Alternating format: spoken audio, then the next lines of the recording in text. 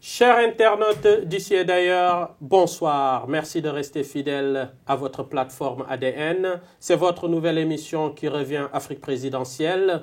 Et nous aurons l'occasion aujourd'hui de parler de ce qu'on appelle les élections présidentielles en vue durant l'année 2019 sur le continent africain. Que ce soit du Cap à passer par Nouakchott ou à Tunis, les échéances présidentielles seront un moment, on va dire, de vie électorale, mais aussi et surtout de vie démocratique très intense. Alors, pour analyser avec nous ce qu'on a appelé, ce beau pays qu'on a appelé la Tunisie et qui est dans une phase peut-être de transition ou post-révolution, nous avons l'honneur et le plaisir d'avoir comme invité un éditorialiste mais aussi géopolitologue qui, comme on le dit souvent, murmure à l'oreille de certains, on va dire hommes politiques français mais pas seulement. Hamid Chried, bonjour. Bonjour, merci beaucoup pour votre invitation. Je vous remercie. Hamid Chried, alors, vous êtes analyste politique, vous faites aussi des notes pour certains politiques, vous regardez le continent africain avec passion et pas seulement. Hamid, comment se porte aujourd'hui, on va dire, la Tunisie après ce qu'on a appelé le printemps arabe ? Alors écoutez, ce qu'on peut dire effectivement en Tunisie, c'est qu'aujourd'hui on a toute une classe politique divisée, notamment sur la loi de l'égalité, que le président Essebsi a proposé au Parlement et qui a été un peu retoqué par le parti Ennahda. Donc on a un peu cette politisation du pouvoir politique tunisien qui, en quelque sorte, utilise la question de l'égalité entre les hommes et les femmes pour pouvoir avoir une tactique politique politicienne. Et je dirais qu'aujourd'hui, la société tunisienne, elle est fragmentée sur notamment la question sociale. Rappelons qu'en 2011-2007, il y a eu, et 2009 aussi, des révoltes sociales, plus particulièrement non pas seulement en Tunisie, mais dans la région du Maghreb et puis aussi dans la région sahélo-sahélienne, si on veut avoir une analyse globale de la situation. Aujourd'hui, ce qui est intéressant, je crois, c'est vraiment de proposer en tout cas une vision à la fois sur l'union du Maghreb et sur des enjeux aussi africains. Bien. Avoir une vision sur l'union du Maghreb et des enjeux africains, si on prend la question de l'envers, à l'envers plutôt, la question ou bien la situation qu'on a appelée le printemps arabe a pris en Tunisie, dans une certaine mesure ou différemment en Égypte, pas au Maroc, pas en Algérie. Comment on analyse cette situation, même si on prend par exemple l'exemple de la Mauritanie où il n'y a même pas eu un truc embryonnaire? Dans les médias, on a parlé de révolution arabe. Moi, je crois qu'aujourd'hui, la Tunisie, en tout cas selon le Freedom House, est le seul pays arabe où il y a effectivement une démocratie, une liberté d'expression. Je crois qu'aujourd'hui, la Tunisie est revenue dans une post-révolution. C'est-à-dire qu'aujourd'hui, on sent qu'il y a vraiment un affrontement, en tout cas, entre la société à la fois moderniste tunisienne et un conservatisme. On sent que la société tunisienne est divisée en deux, ce qui est à la fois aussi préoccupant. Et ça reflète aussi la même chose un peu dans les pays européens, entre à la fois des pays qui sont des partis politiques qui sont conservateurs, nationalistes, et d'autres partis qui prônent plus le multiculturalisme. Donc on assiste à ces deux divisions-là géopolitiques. Et en même temps, voilà, c'est soit la question des laïcs, ou soit la question à la fois des islamistes, même si j'aime pas employer ce terme-là, qui est un terme un peu, galvaudé par les médias. Donc je crois que, voilà, on assiste à ça. De plus, on a effectivement le marché financier aujourd'hui qui contrôle à peu près tout au niveau de l'Afrique, au niveau mondial. Un désengagement de l'État de plus en plus, on le voit, une dislocation, une inégalité sociale grandiloquente, plus de politique publique, il n'y a plus d'hommes providentiels. Donc je dirais que ces problématiques-là, qui sont aussi des problématiques européennes, se reflètent aujourd'hui aussi en Afrique. Et je crois qu'aujourd'hui, il faut vraiment réformer le système économique à la fois social et avoir une vision à la fois géopolitique, notamment à travers l'Union africaine et l'Europe, sur la question des accords, sur la question de la coopération, disons, euro-méditerranéenne et africaine, sur la question des accords multilatéraux à la fois entre, par exemple, des entreprises de colocalisation et de coproduction. Donc il y a à la fois, je crois, plusieurs pistes qui peuvent être intéressants à la fois pour les deux pays, pour les deux continents. Et je crois qu'on ne peut pas résoudre que ce soit la Mauritanie, le Maroc, la Tunisie, le Congo, ces pays-là, la question du tourisme. Le tourisme n'est pas un plan économique. Donc je crois vraiment qu'il faut aujourd'hui une vision pour ces pays-là. Et la Tunisie aujourd'hui a des problèmes, mais pas simplement que la Tunisie sur la question des élections. Mais la question des élections, voilà, les élections, je veux dire, c'est aujourd'hui comme en France. Aujourd'hui, les gens ne votent pas. Et donc, les gens ne se préoccupent pas. Donc, s'il n'y a pas aujourd'hui de leadership et de réforme économique qui vraiment touchent les populations, je crois que la question, je dirais, électorale n'est qu'une question en réalité sous-jacente de véritables problèmes socio-économiques et géopolitiques. Bien, il ressort de votre analyse déjà qu'il y a, on va dire, une certaine forme d'uniformisation des revendications, qu'elles soient en Afrique ou en Occident, avec des disparités en tout cas, ou avec de petites différences. Il n'en demeure pas moins, même si la question, on va dire, des élections est sous-jacente, elle aujourd'hui occupe une place centrale parce qu'elle contribue à la redistribution, on va dire, du pouvoir, mais aussi au choix économique en fonction de ceux qui vont gouverner, dans la limite du possible. Maintenant, revenons au cas tunisien. Aujourd'hui, la Tunisie, post-révolution, va rentrer dans une de ses premières phases électorales présidentielles en fin 2019. Quelles sont aujourd'hui les forces en place qui peuvent se disputer, on va dire, la présidence tunisienne ?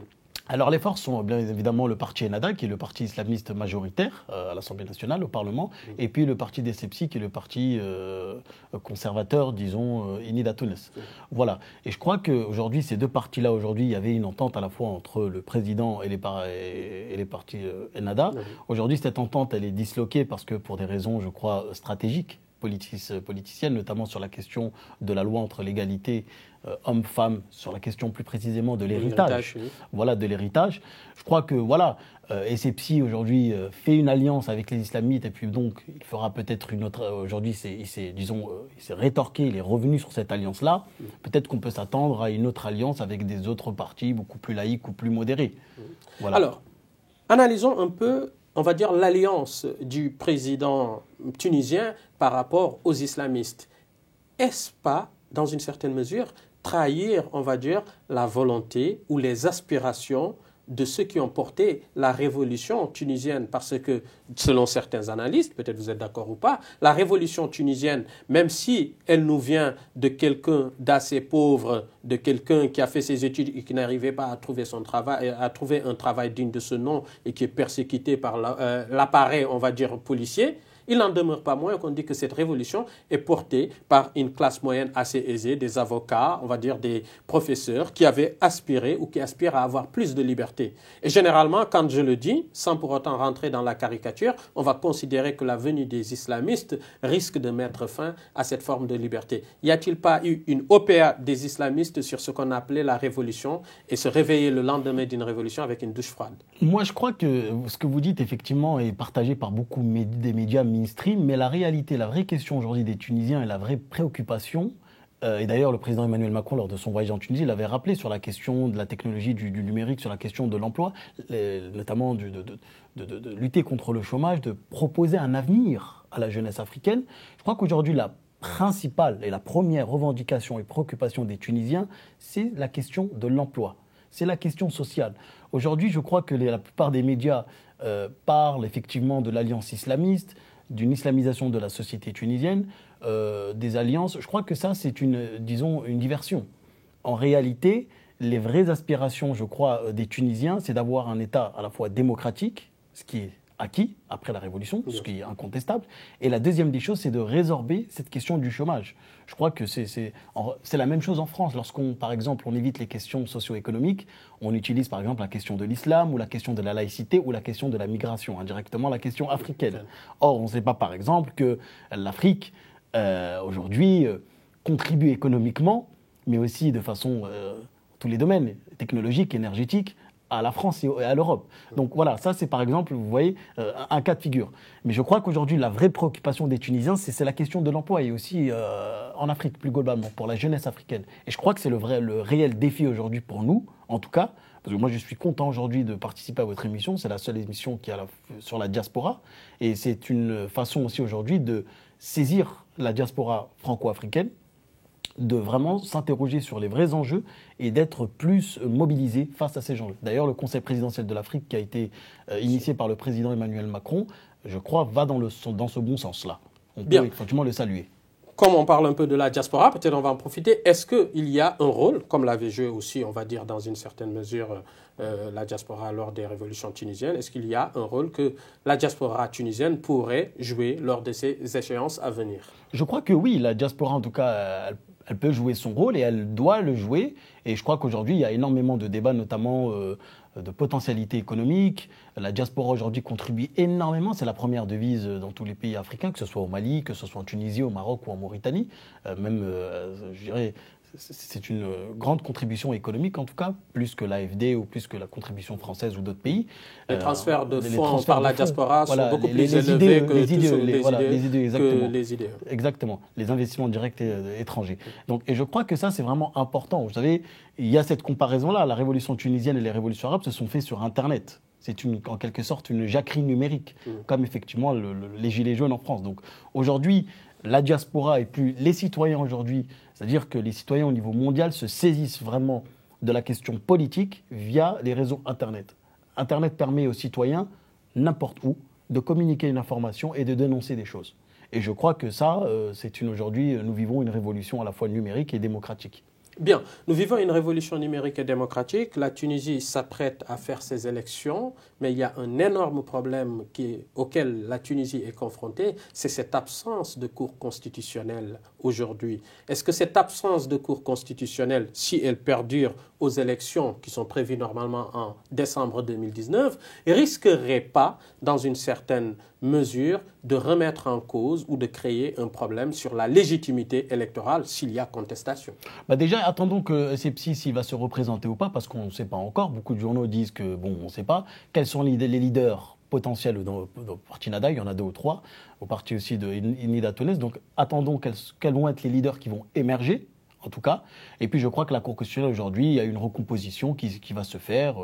Je pense que, en tout cas, moi, je n'ai pas de soucis par rapport à ça. Je pense que la Tunisie a prouvé que c'est un État démocratique. Et donc, je pense qu'il n'y a pas d'inquiétude à avoir, en tout cas, par rapport au gouvernement tunisien. Les Tunisiens sont à la fois mûrs, ont acquis une solide culture démocratique, notamment en Afrique, et puis globalement dans le monde arabe. C'est un modèle. Ça, c'est incontestable. Et je crois que ça va se faire naturellement. Bien, peut-être ça va se faire naturellement. C'est votre émission Afrique présidentielle avec Hamid Chried, notre géopolitologue éditorialiste. Merci, chers internautes. Restez fidèles à cette émission parce que nous allons revenir et vous présenter, on va dire, le panorama de l'ensemble des élections qui auront lieu en 2019 sur le continent. Merci, au revoir et à très bientôt sur ADN avec Africa Diaspora News, avec surtout votre émission Afrique présidentielle.